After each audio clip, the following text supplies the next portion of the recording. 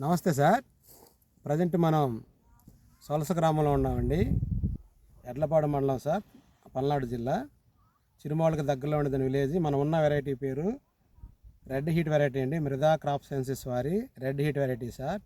చిరుమాళ్ళ area, Solasa area plus Dronavalli area, Perangapuram ఏరియాలో మా sir excellent result sir.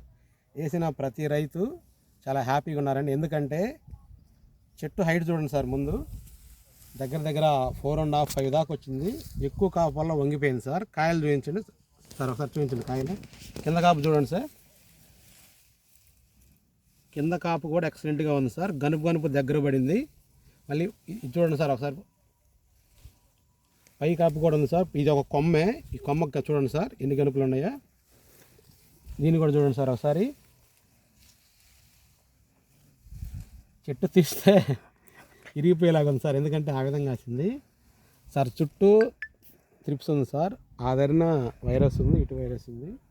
కానీ మధ్యలో ఈ వెరైటీ అన్నిటినీ, నల్లిని, తామర పురుగుని, త్రిప్స్ని, వైరస్ని తట్టుకొని బ్రహ్మాండంగా వచ్చింది సార్. ఇది చూసిన రైతులు ఎకరం వచ్చి 40 గంటలు అని చెప్తున్నారు సార్. ఎందుకంటే అలా ఉంది.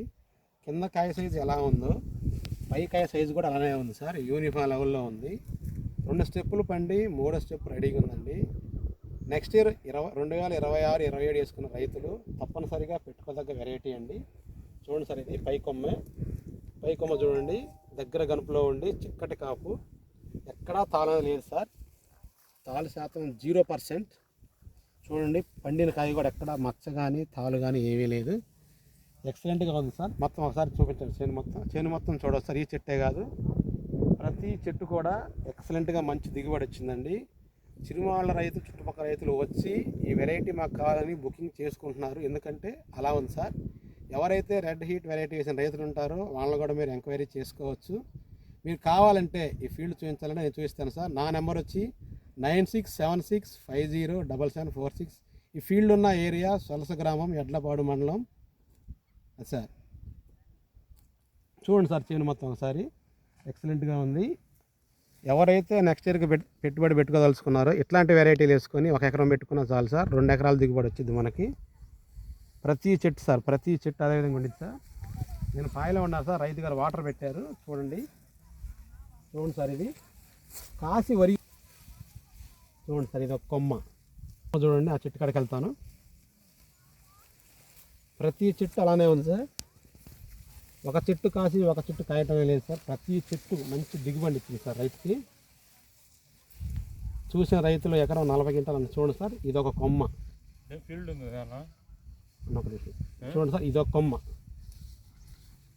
చూడండి సార్. ఇది ఒక కొమ్మకే 1, 2, 3, 4, 5, 6, 7, 8, 9, 10 చిల్లలు వచ్చినాయి సార్. ఇది పై కాపు, కిందనే ఉంది సార్. ఆల్రెడీ పండి ఉన్నాయి కాయలు మనకి. లేదు అబ్బో, నెగట్లేదు.